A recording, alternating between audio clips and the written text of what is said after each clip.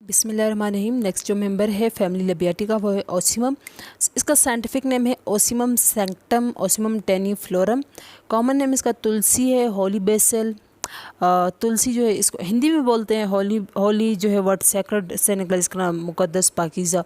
Holi basal या फिर इसको उर्दू में न्याज़बो बोलते हैं।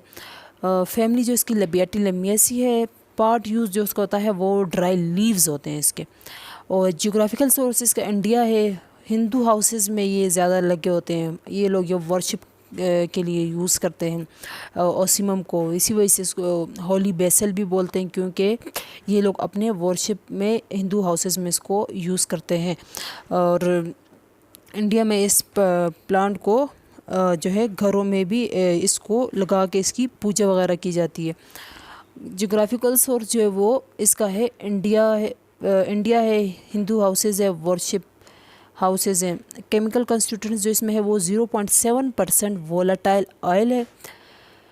कंस्टिट्यूएंट ऑफ एसेंशियल ऑयल जो है वो पहले क्या है, वोलेटाइल ऑयल जो क्या होता है रूम टेम्परेचर पे ही एवेपोरेट हो जाता है। एसेंशियल ऑयल वो ऑयल है जो एवेपोरेट नहीं होता रूम टेम्परेचर पे।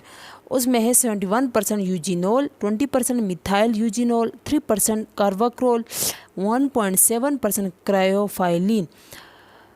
Oil of Philippine contain methyl chavicol cineole linalool. ये क्या है, एसेंशियल ऑयल। और वो ऊपर 0.7% इसमें क्या है, वोलेटाइल ऑयल जो इस रूम टेम्परेचर पे ही क्या हो जाए, वेपोरेट हो जाए। अब हम इसके डिस्क्रिप्शन की तरफ आते हैं। तुलसी प्लांट की डिस्क्रिप्शन की तरफ आते हैं कि ये प्लांट जो है वो इसकी मॉर्फोलॉजी, कल्टीवेशन वगैरह के बारे में इसका पढ़ते हैं। ओसिमम की जो लीव्स हैं, इसके पेटियोल जो हैं वो होते हैं, लीव्स हैव पेटियोल। लीव्स का पेटियोल होता है। पेटियोल किसे बोलते हैं, इसको ब्रांच के साथ जो ये लीव जो ऐसे लगा होता है एक स्टॉक से, उसको बोलते हैं पेटियोल। इस लीव की जो लेंथ है 5 सेंटीमीटर इस लीव की लेंथ है। और इसकी जो शेप है ओवेट शेप। ओवेट शेप जो यहाँ से ऐसे क्या हो, ओवल सी शेप हो, इसको बोलते हैं ओवेट शेप। ओवेट इसकी शेप है। और इसके जो फ्लावर्स हैं, ओसिमम के फ्लावर्स का जो कलर है वो है पर्पल कलर। पर्पल कलर के इसके फ्लावर्स हैं। और इसका फ्लावर्स का जो इन्फ्लोरेसेंस का जो पैटर्न है वो है रेजिमोस। रेजिमोस कौन सा पैटर्न होता है, जो इसकी मेन एक्सिस है, जो स्टॉक है ऊपर मेन एक्सिस, ये ग्रो करती है ऊपर की तरफ। और इसके साथ ओल्ड फ्लावर नीचे और न्यू जो है वो ऊपर ऐसे ग्रो करते जाते हैं टॉप पे। इसको बोलते हैं रेजिमोस इन्फ्लोरेसेंस। और ये जो हर्ब है ये है क्या है, एनुअल हर्ब है, जो साल में एक दफ़ा ही 1 ईयर ही अपनी लाइफ साइकिल जो है ये क्या करती है, कंप्लीट करके ख़त्म हो जाती है। इसकी जो हाइट है इस हर्ब की वो 30 to 60 सेंटीमीटर है। इस 30 to 60 सेंटीमीटर ऑलमोस्ट इसकी हाइट है। और इसके जो ब्रांचेस हैं, ब्रांचेस इस ओसिमम के, उसका जो कलर है पर्पल, इसका कलर है ब्रांचेस का। और इस ब्रांचेस के ऊपर हेयर लाइक स्ट्रक्चर है, सॉफ्ट हेयर्स इसके ऊपर प्रेजेंट होते हैं, इसके ब्रांचेस के ऊपर।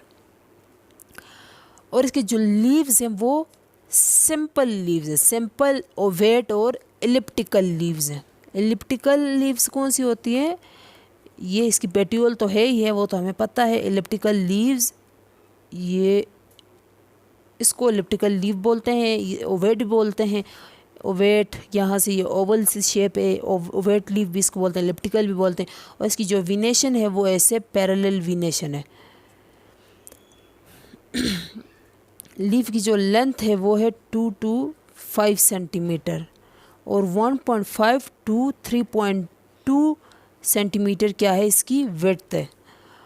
और इसका जो ऑर्डर है तुलसी का वो क्या है, एरोमेटिक ऑर्डर है। एरोमेटिक मतलब कि स्वीट फ्रेगरेंस है, अच्छी फ्रेगरेंस है। और इसका जो टेस्ट है वो भी क्या है, एरोमेटिक। एरोमेटिक मतलब स्वीट हो, या फिर जिसे हम लोग बोलते हैं कि अच्छा टेस्ट है इसका।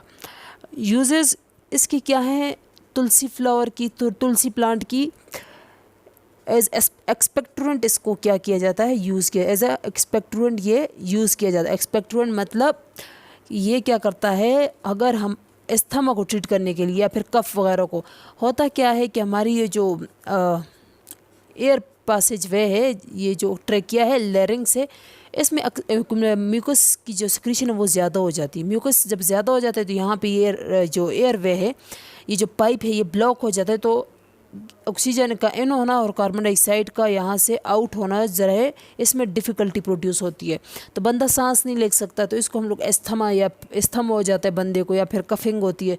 तो इस म्यूकस को रिमूव करने के लिए हम लोग क्या करते हैं, एक्सपेक्टोरेंट यूज़ करते हैं। तो ये क्या करता है, म्यूकस को सॉफ्ट करके यहाँ से निकाल देता है, रिमूव कर देता है। तो ये जो एयर पाइप है ये ओपन हो जाता है और ईजिली जो है यहाँ से गैसेस की एक्सचेंज होती है। सेकेंड जो इसका यूज़ एज अ डायफोरेटिक, इसको यूज़ किया जाता है। Diaphoretic to increase what, sweating, sweating को इन्हांस करने के लिए इसको यूज़ किया जाता है। थर्ड जो इसका यूज़ है एज ए एंटी कैटरल, इसका यूज़ एंटी कैटरल क्या है, remove excess mucus from body. अक्सर जीआईटी वगैरह में म्यूकस की सिक्रीशन हो जाती है, तो उसको रिमूव करने के लिए इन चीज़ों को इसको यूज़ किया जाता है।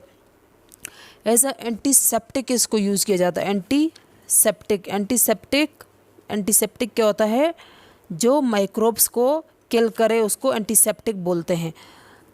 फिफ्थ जो इसको यूज़ है वो, फिफ्थ इसका यूज़ क्या है, स्पाज्मोलिटिक। स्पाज्मोलिटिक कौन सा सब्सटेंस होता है जो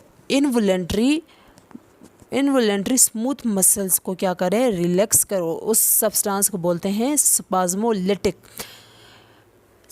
सिक्स जो इसका यूज़ है, ब्रोंकाइटिस को ट्रीट करने के लिए यूज़ होता है। ब्रोंकाइटिस ब्रोंक्यूल्स के इन्फ्लेमेशन को बोलते हैं, उसको ट्रीट करने के लिए यूज़ होता है। फीवर को ट्रीट करने के लिए यूज़ होता है। फीवर भी अक्सर इन्फ्लेमेशन वगैरह की वजह से हो जाता है, तो उसको ट्रीट करने के लिए यूज़ होता है। 8 जो इसका यूज़ है, कार्मिनेटिव के तौर पे यूज़ होता है। कार्मिनेटिव मीन्स एज अ डाइजेस्टेंट, ये यूज़ होता है। 9 जो इसका यूज़ है वो है फ्लेवरिंग एजेंट, इसको एज अ फ्लेवरिंग एजेंट भी यूज़ किया जाता है। फूड्स वगैरह में फ्लेवर को इन्हांस करने के लिए इसको यूज़ किया जाता है। अच्छा, इसके जो लीव्स हैं, इसके जो लीव्स हैं वो उसका इन्फ्यूजन फॉर्म में जो है देते हैं, किस चीज़ को ट्रीट करने के लिए, स्टोमैटिक को ट्रीट करने के लिए इसके जो लीव्स हैं उसको इन्फ्यूजन फॉर्म में जो है किसी भी जिसको मसला है उसको दिया जाता है स्टोमैटिक को ट्रीट करने के लिए। स्टोमैटिक क्या है, स्टोमैटिक एजेंट कौन से होते हैं जो क्या करें, प्रमोट करें किस चीज़ को, एपिटाइट को। जिन लोगों को भूख नहीं लगती तो उन लोगों को इसके लीव्स का इन्फ्यूजन लगाओ, तो उनमें ये मसला जो है वो हल हो जाएगा, तो उनका हजमा जो है वो दुरुस्त हो जाएगा। इसके जो सीड्स हैं वो क्या हैं, डिमल्सन ये क्या करते हैं, सूदिंग इफेक्ट प्रोवाइड करते हैं। सूदिंग इफेक्ट हमें कहाँ पे चाहिए होता है, एस्थमा में, कफिंग में, जब रिस्पिरेटरी ट्रैक्ट में क्या हो, इरिटेशन हो रही हो, तो वहाँ पे सूदिंग इफेक्ट प्रोवाइड करके हम लोग एस्थमा और कफिंग वगैरह को ट्रीट करवा सकते हैं।